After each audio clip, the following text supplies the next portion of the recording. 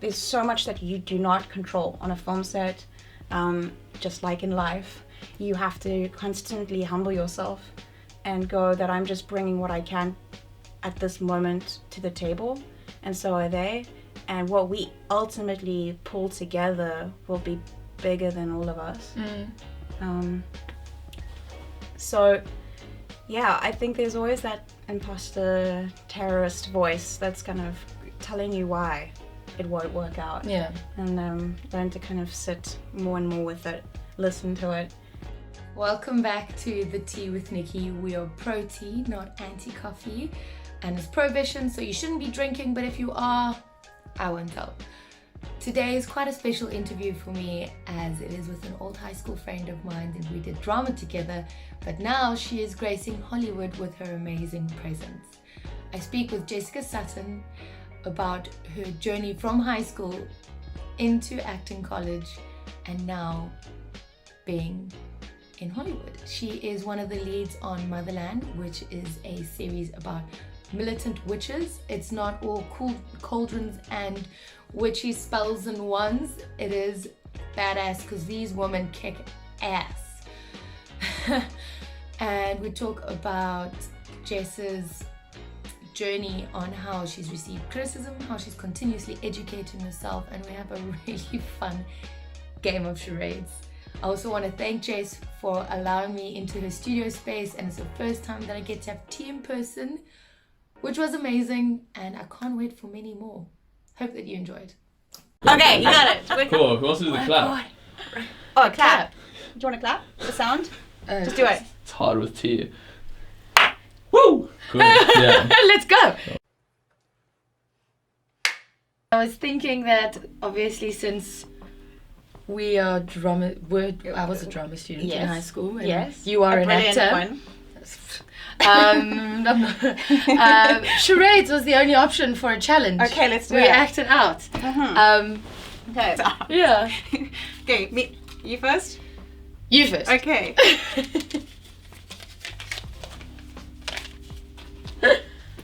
Okay. Oh gosh, this is actually gonna be quite hard. And go. 3 words. First word. Pride? Pride and Prejudice. Was amazing! And you saw it here, ladies and gentlemen. I don't know what that was, but we share a brain. Yeah, we are on the same level. That was amazing, because I just realized, I'm like, oh, I did really hard ones for myself. Great. Okay. Ooh. Okay. This one's gonna be a hard one. 5 words. First word.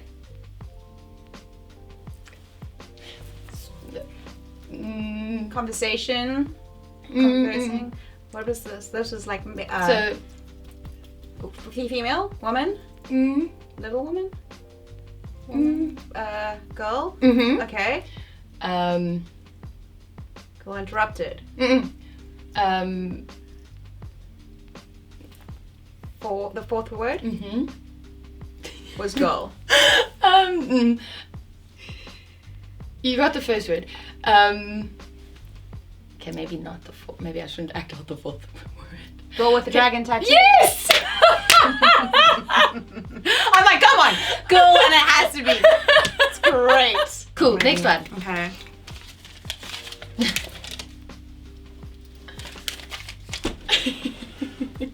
Past Jessica made these really. 4 words. Crown. Okay, no. Ring. Lord of the Rings. Yes. I was gonna say Lord, and I'm like, this. oh shit, no. Okay. Oh, this is one of my favorite movies. Okay. And it's a classic. Okay. 2 words. Second word. So, A girl. so. Interrupted.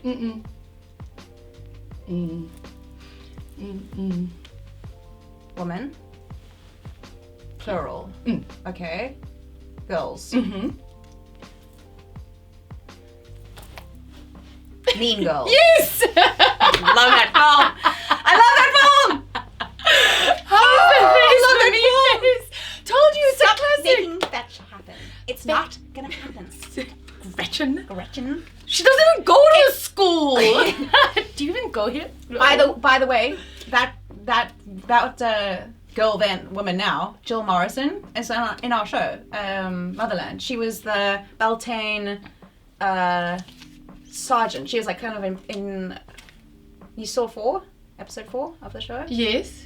Yeah, she was kind of like the Which girl? the witch who takes us through Beltane and the rules, you know. Oh. Yes. That is She doesn't even go to us. Yeah. I know. Hi Jill, we love you. Huge fan. Yeah. Wow. You have a lot of feelings, and I'm all about it. Wow. She's amazing. She's amazing. Okay. 2 words. Small, tiny, little woman, little people, little feet, little toes, little legs, little dancer, little feet, little tiny dancer, little fart. Little tail, little tails, little tails, little dogs, little tails, Little Mermaid. Oh, it's exhausting. That was. What do you feel? I'm like, how am I Ariel right now? I can't.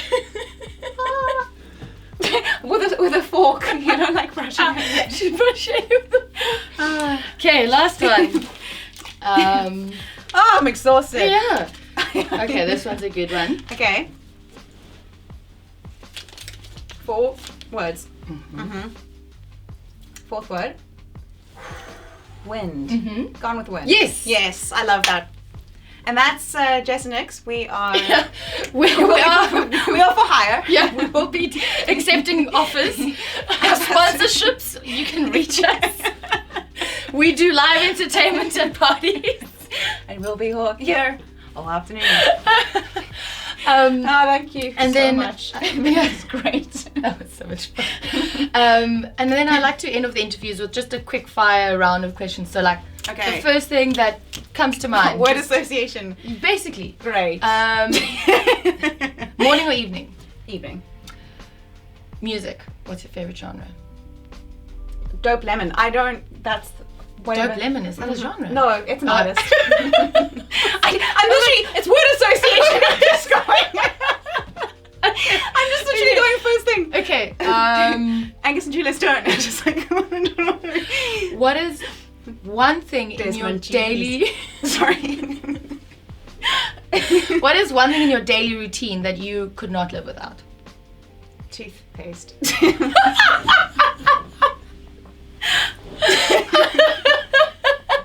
So we're doing the proper...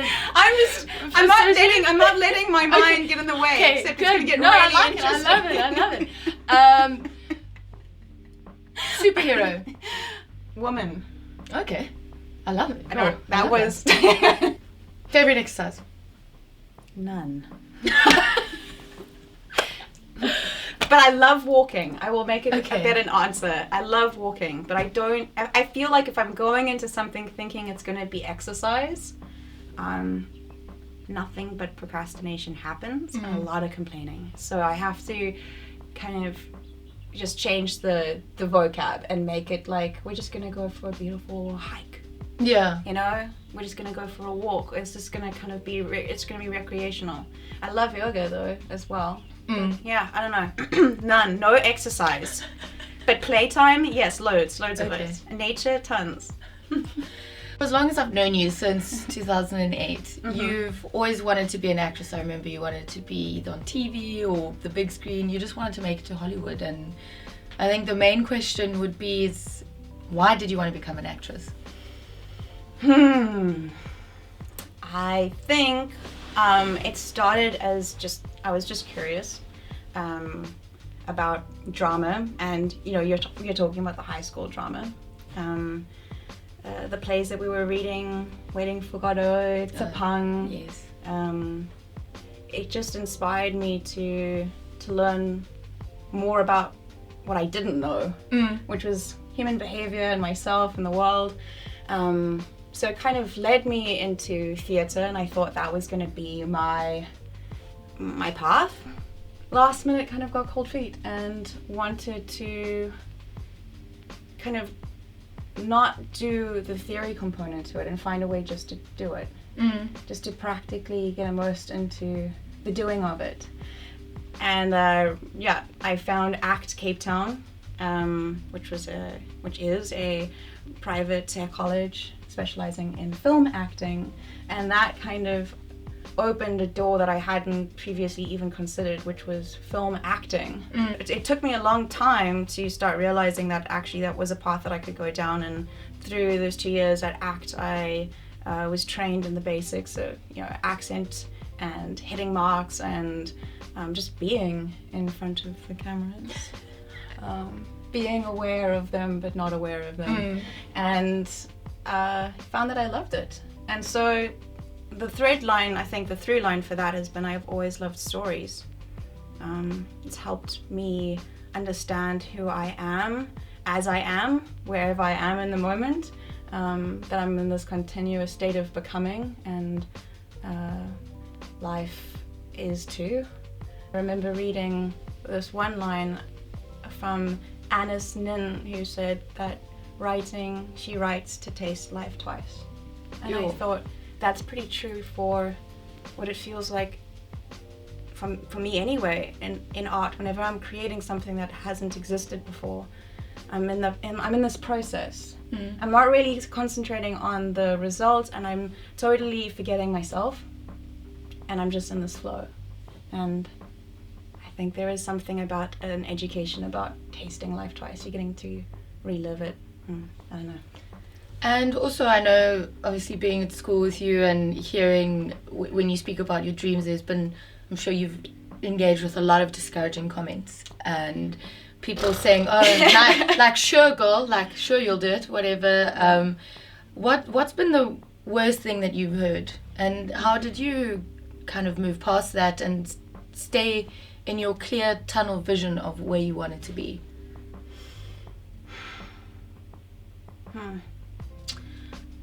I think a hard note, I mean, there's a difference between like mean things that people just say, and I don't think that there are a lack of mean people in the world who, potentially live to just cut people down to size. It's a pretty hard lesson no matter what industry that you go into, that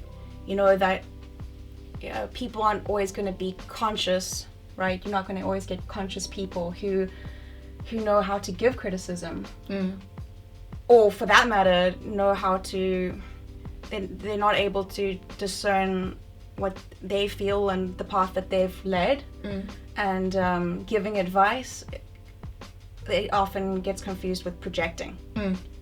So I've found that, there's been some hurtful comments.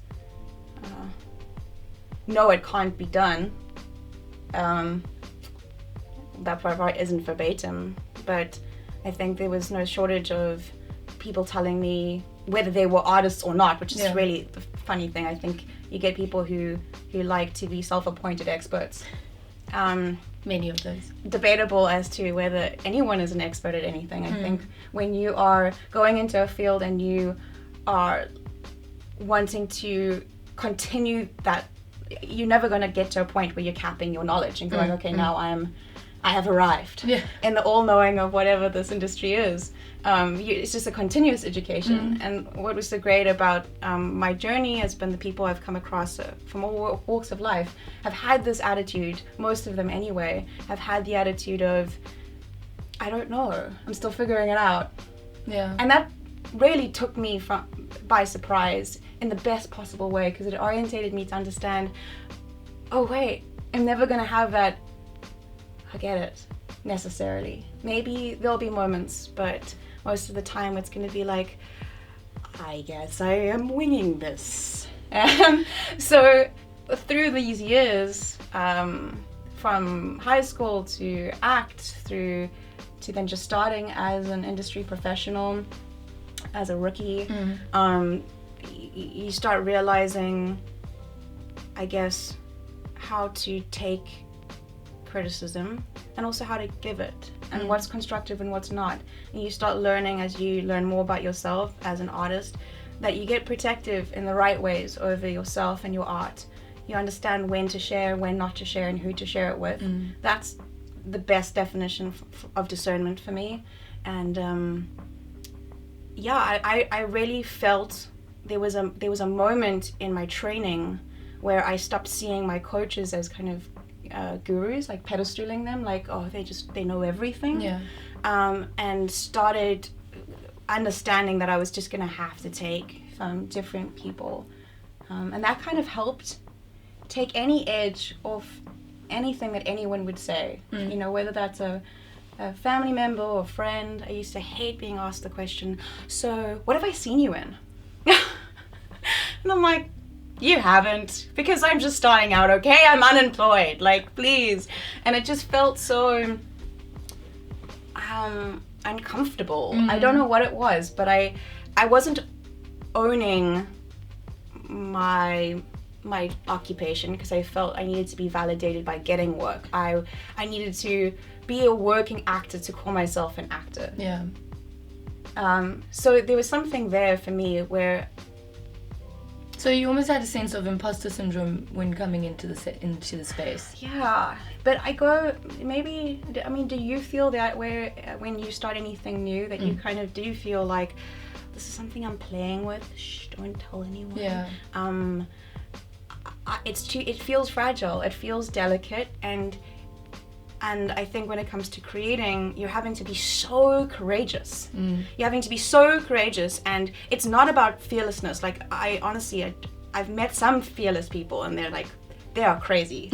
They do not have fear at all, and I have stunt doubles. They have such fearless. little self-preservation, and I'm like, this is crazy. So I go, so what is generally the feeling of when you move past your fear? That is when you're in your courage, and often when I'm just about to do anything interesting in my life, starting a new creative project, the voice of fear telling me it's not gonna work out. Who do you think you are? Gets so loud, and I used to kind of just like fight it, sit on it, try and get louder than it. None of it worked. I kind of find that, you know, what you fight harder. What you resist persists is also, I think that's a Zen proverb I heard, and I really think that's quite true. So I learned somehow to, and maybe this is part of the education in the industry, the film industry, you're with so many different people that you are having to learn how to welcome everyone and everything. There's so much that you do not control on a film set. Just like in life, you have to constantly humble yourself and go that I'm just bringing what I can at this moment to the table, and so are they, and what we ultimately pull together will be bigger than all of us. So yeah, I think there's always that imposter terrorist voice that's kind of telling you why it won't work out. And learn to kind of sit more and more with it, listen to it. And Liz Gilbert has this amazing podcast about creative living beyond fear, and that's been something that I've really lent into her wisdom on, you know, write from your fear, listen to what it has to say. I promise the list won't be endless. It feels like it will be infinite, and you'll realize, you know, it might be like 1 or 2 pages into it, and it will run out of things to say. It just wants to be heard, and then you write back to it, and you're like, I understand you, I hear you, but creativity and I are going to go on a little road trip, and you are going to come along because you always do, but you won't be driving, and I have to find a way to create through the fear. So I think that's what's the journey I'm still on, is finding out how to attract the people who affirm, but who are also challenging. So it's not just about this confirmation bias. I don't want to just be around like-minded people. Yeah. I want to be around people who think so differently to me, and somehow. So it's quite a. So I've been trying to go more into that place of going, I'm learning, because there's going to be continuous people who'll say things. I'm not happy with you. This is why. What really sucks is when they say I'm not happy with you, and there's no follow-up. There's no why. It's There's just like and yes. Can you be constructive? Help me. Oh, the worst is, you always do this, never will do this, and they kind of like condemn your past, present, and future self. So there is no growth. That is just your fault. Yeah. And so speaking about learnings and coming into things and discerning, how did you prepare for Tally? What was the hardest part about preparing for Tally? She was just such a joy to play, and it was a dream role. Hardest part, I guess, was also the best part. The whole experience for me of playing a character who was very we're similar in our essence. Yeah, I saw a lot of you and her when I was watching the series, But I know you, but people who don't know you wouldn't have said, oh, that's Jess. We're definitely not the same. I laugh. I get asked the question of, what are the differences between you and Tally, and what are the similarities? And I said, well, differences would certainly be that she is an American teenage witch, and I am a human South African 27-year-old. I feel she was probably my 15-year-old self, of how I thought when I was 15. I thought I could save the world. And there's just that innocence and naivety, which is childlike and precious, and the fans make me laugh, the switches, the fandom for Motherland, because they have had these protection squads. They rally to protect her, and they call her the captain of the baby brigade. And I thought that it's how I felt when I was playing her. Whenever she's the virgin and the youngest of the group, and she's been the most protected, coming from this matrifocal compound where she's had no real reality or orientation of the world, and she just gets dropped as this kicking, smiling baby into literally lock and load war, with no idea of she's got this ideal of patriotism, and she's got this ideal of love and service, and she just kind of has that all kicked out of her, and it's brutal. And I think you'll feel that when we grow up, we feel this need to protect the most innocent part of ourselves. We don't know how to do that. How can we keep open in this furnace of the world? How can we do that? And how can we have our eyes open and that not be the cost of our heart?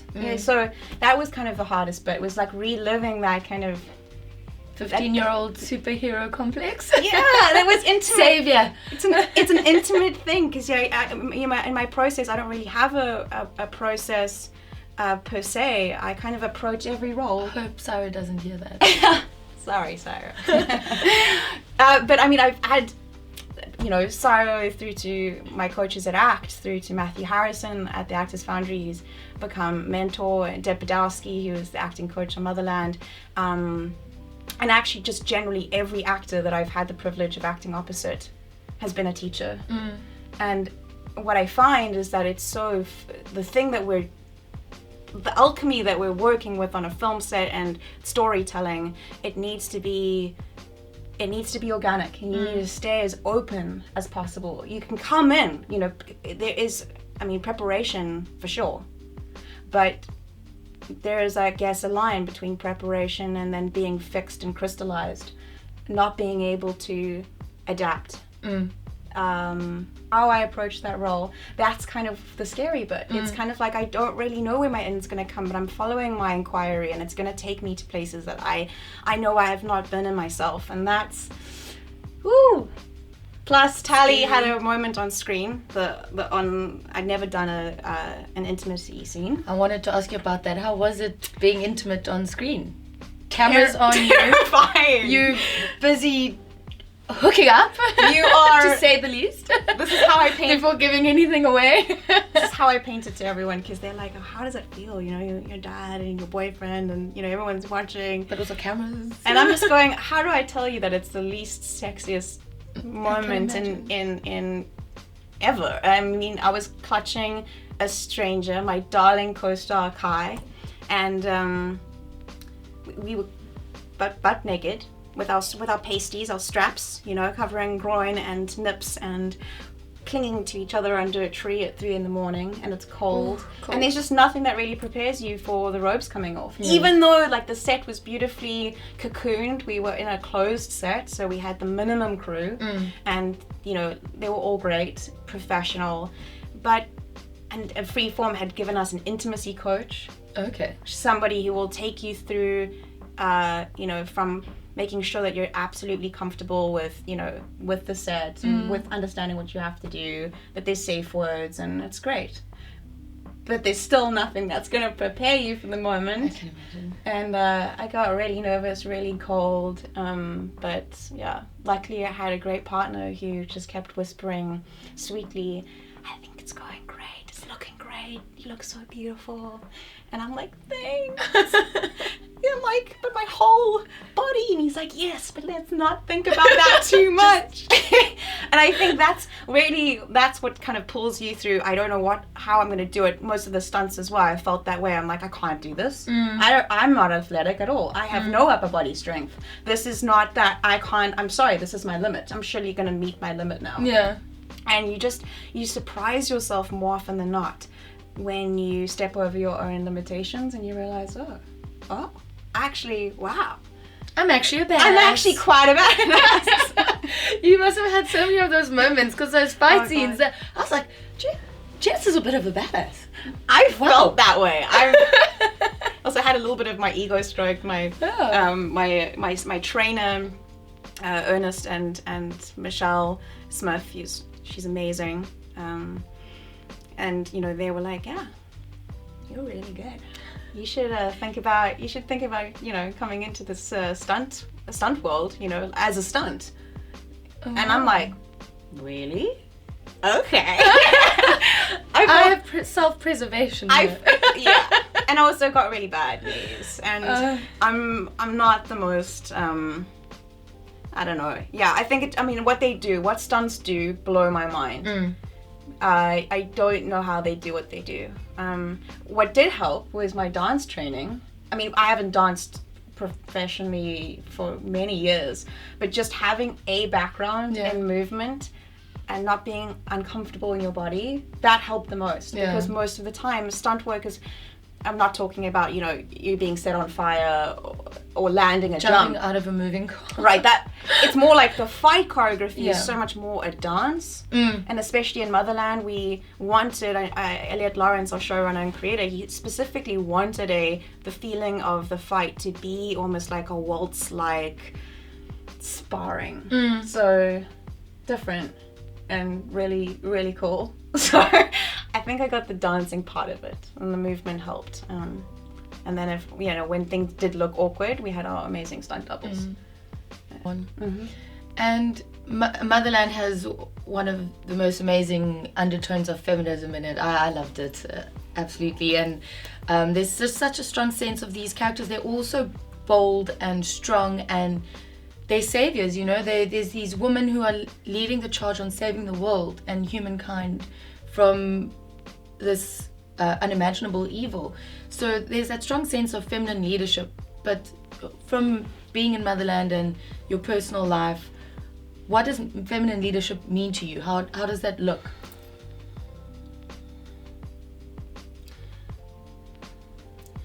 Well, I would say I used to think leadership looked like you're leading from the front line. You know, you're the one shouting the orders and rallying the troops into battle, into the fray.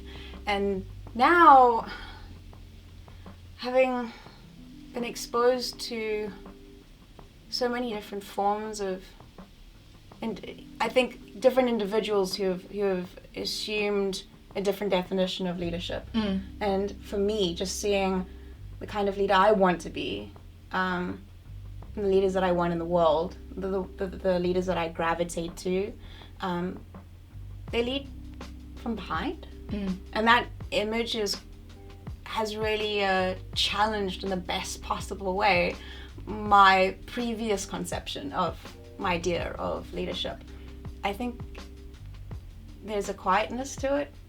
There's a strength in that vulnerability of really listening, and really listening to what people have to say for the sake of listening, not just to respond. And yeah, I think leadership goes beyond gender. It's a human trait. Yeah. So yeah, that's for me what it would look like, and that feeling of everyone having each other's backs, feeling like you can speak honestly, and not be afraid to challenge or to disagree. And now I want to move into a segment I like to just call the ABCs of your careers. So, okay, when was your amazing, affluent aha moment when you realized you wanted to become an actress? Aha moment. Probably, okay, I didn't know it at the time, but probably when we were watching Tsapang. There was just something about, you know, after that play, having my perception of the world being so challenged and turned upside down, that I just felt whatever just happened to me in those 45 minutes, I want to do that. And whatever that is, even if it's just making somebody hesitate in their thinking or their beliefs, it's incredibly powerful. So I didn't know that was what storytelling has now come to me. But yeah, I would say that would be the aha moment. And B, what was your big business blunder? Turned into a blessing, probably. Not trusting my gut instinct. There was a moment in 2015 where I went to a premiere for Saints and Strangers, my first international big anything, and I was exposed for the first time to a totally different industry, and very excited to get international representation. And I met a lot of people in the space of a few days, and the one person I met, and he felt like home in the best way. It was comfortable but challenging, and we were just really speaking about passion of, and you know, and he was really seeing me, and I was seeing him, and ended up leaving and taking everyone else's advice about going with a more established person at the time. And I just really felt true and connected in this way. And I said, no, I think this is the relationship I want to nurture. And at that point in time, I just thought, okay, well, they're the experts, they know best. Yeah. So I'm gonna just shut up and listen to what they have to say, and I did. 3 years later, I mean, the established manager that I ended up going with, it was a total dead end from the beginning. That relationship didn't go anywhere, and I ended up kind of finding somehow the courage to go and knock on that door again and say, hey, is this still a possibility? And he is now today my manager, Bob Glennon, and his brilliant associate Alex Burdett, who was they gave me a second chance. And for me, that was a huge moment of going, I need to back myself. And C, what was a cinematic worthy cock up moment for you? With the most was actually with Kai, and in that scene of the newness of being in this intimacy scene, and through takes, you know, we were getting some momentum and we were getting comfortable, but I hadn't realized that I was just getting colder and colder, and my jaw tends to kind of lock. And he, halfway through, really sweetly leant over and he kept on, you know, affirming me, it's looking great, it's really great. But on this next take, do you mind not biting me? And you were like, I was just, like mortified. I didn't know what never mind this, to you do. Exposed you to And I had actually nibbled his lip. And it was just something I had unconsciously done. And he said it so sweetly that just between like his sweetness and his like little plea in the moment, shame, and just the whole absurdity of what we were actually doing, I was just like, yeah, this is so unprofessional, and I just been hurting my co-star and just been biting him. I just kept saying sorry, and then you know, halfway through we both couldn't keep a straight face, and you just find oh, thank God for a sense of humor. Yeah. You know, that saves it. It saves it. Otherwise it's just too awkward and there's just no moving past. So thank you, Kai.